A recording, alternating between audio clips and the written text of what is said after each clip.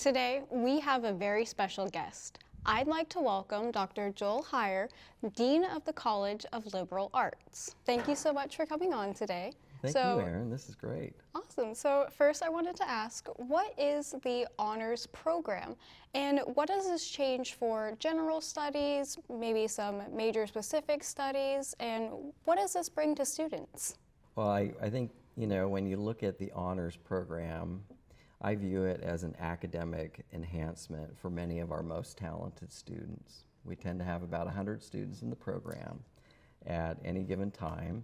There are two different pathways or tracks, if you will. We have the general studies honors and we have honors majors.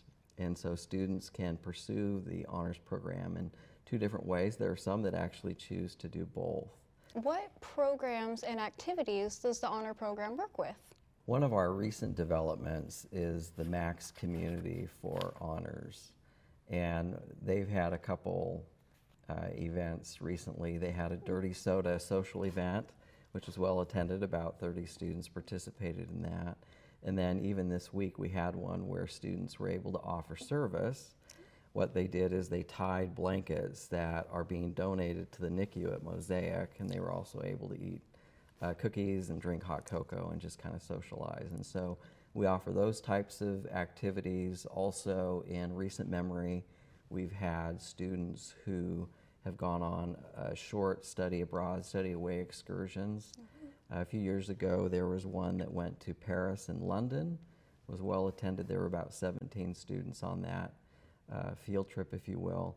And then it was about a year and a half ago, there were about, it was like 25 students went to New York City. We're hoping to have another London trip, maybe in spring of 2027. So what is happening right now at the College of Liberal Arts that you are super excited about? There's a lot of great things going on in the College of Liberal Arts, which always never ceases to amaze me of just all the activities. One of the things happening right now is there are new exhibits in the Drew Brown Gallery in Potter Hall. There's also a new exhibit at the University Gallery in Spratt. We have a new academic program in liberal arts, and it's called the Public Planning and Administration degree. And that is designated for students who want to pursue a career in public service, to give back to communities where they can work for nonprofit organizations, for city government, local government, county government. It's a program that I think is excellent for students who want to live close to home, or if they have a particular community they want to live in, they can do that through that program. As far as other things happening, we also have the Spanish for the professional certificate, which is going like gangbusters. We have a face-to-face pathway through that, and they're also beginning an online pathway through that in the spring. Coming up soon in psychology, we have what's called PRD, or Psychology Research Day, which is an opportunity for students to showcase their talents, their research by having poster sessions, things of that nature. And then finally, there's really I would consider a pretty fun club. It's called the Pop Culture Club. And that's devoted to anything and everything pop culture. And so I think it was in September, we had one devoted to Dungeons and Dragons. And so there were about 50 students that showed up to that, where they did kind of an exhibition of what a D&D game would look like. There was questions and answers and stuff like that. That was cool. Recently, something very Halloweenish, there was a presentation by one of our faculty, Dr. Dom DeBrinket, on how Puritans are portrayed in horror films. And so that was a recent one as well. So again, a lot of great things going on in the College of Liberal Arts. So how would you say, or how does the College of Liberal Arts prepare college students for the real world, for real world jobs and life after college? I think, like the other colleges here at the university, what we do really well is live and breathe our mission of applied learning, hands-on learning, which corresponds really well to how human beings learn, how we learn and remember. And so in our programs, there are opportunities for students to develop skill sets like what you're doing right now here.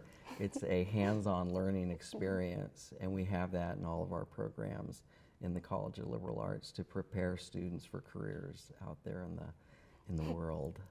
We talked a little bit about this before, but could you share a recent success story from your department? I would say one recent success story that's particularly exciting and meaningful to me is the Potter Hall renovation.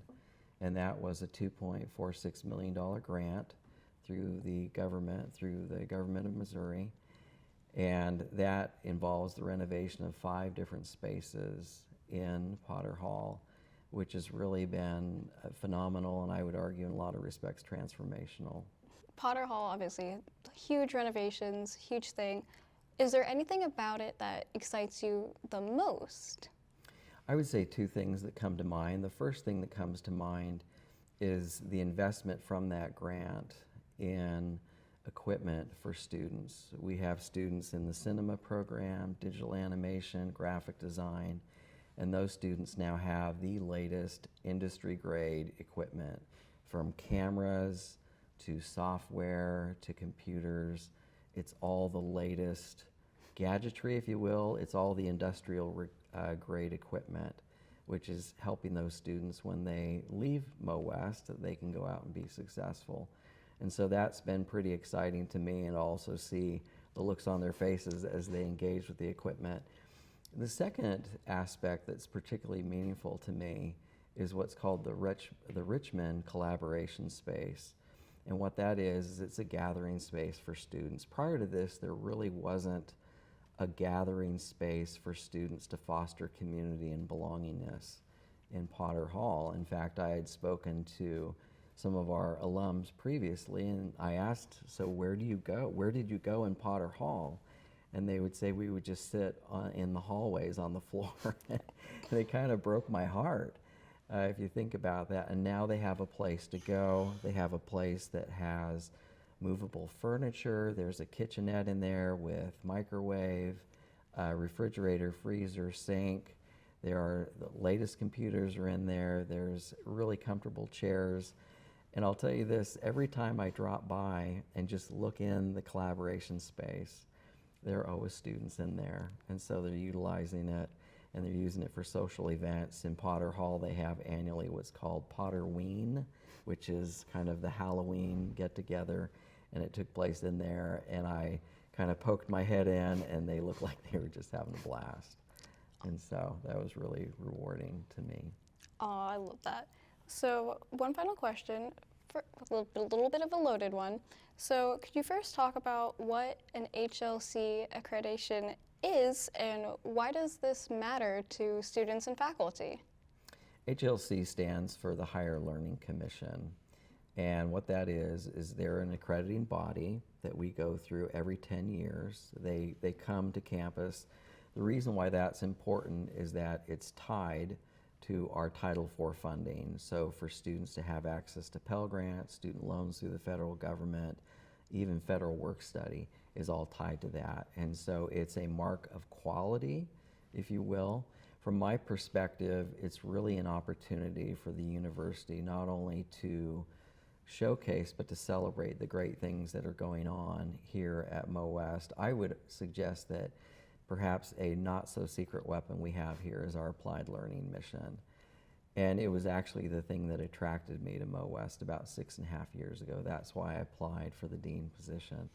And I'm really so happy to be here to help carry out that mission. It's really fulfilling to help students learn in a hands-on way and to help them develop skill sets that they're not going to ever forget.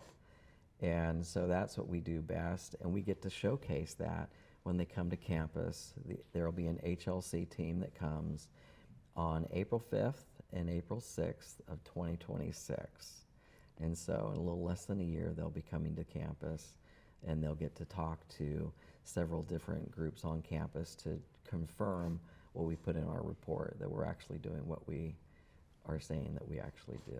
That was all we have for you today, but I want to give a special thanks to Joel Hyer, Dean of the College of Liberal Arts, for coming on the show today. And is there anything you'd like to say before we close out? It's just an honor to come here. I've done this a few times, and I really enjoy interacting and learning about what our students are doing here in a very applied learning manner on a wonderful Friday morning. Well, awesome. Well, thank you so much. Thank you, Erin.